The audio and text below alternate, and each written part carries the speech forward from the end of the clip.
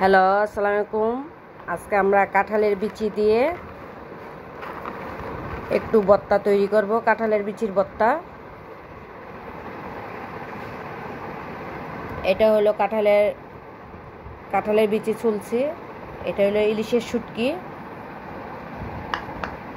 পেঁয়াজ মরিচ দিয়ে একটা ভর্তা তৈরি করব।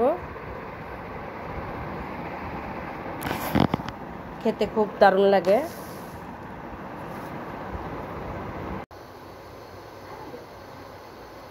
আমরা এখন কাঁঠালের বিচিটা একটু সিদ্ধ করে নেব।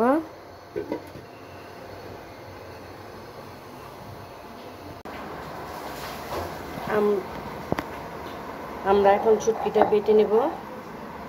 ইলিশের শুটকিটা বেটে তারপর ভর্তাটা তৈরি করব। কাঁঠালের বিচির ভর্তাটা সয়াবিন তেল দিলে তৈরি করলে ভালো। সেটা ইলিশের গ্রান আসে। ইলিশের ভর্তার গ্রানটা খুব সুন্দর আছে। একসাথে মরিচ, পেঁয়াজ আর ইলিশের শুটকিটা দিয়ে দিলাম। একটু ভালো করে কষাইয়া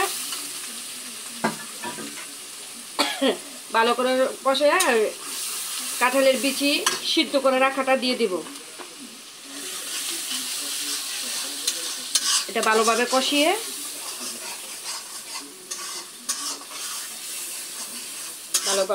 নিলে এটা সয়াবিন তেল দিয়ে ভর্তাটা তৈরি করলে অনেক স্বাদ আসে।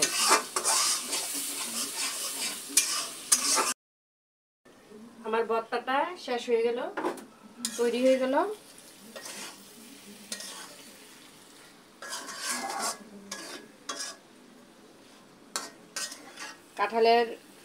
কাঁঠালের বিচি দিয়ে ইলিশের শুটকি ভর্তাটা তৈরি হয়ে গেল।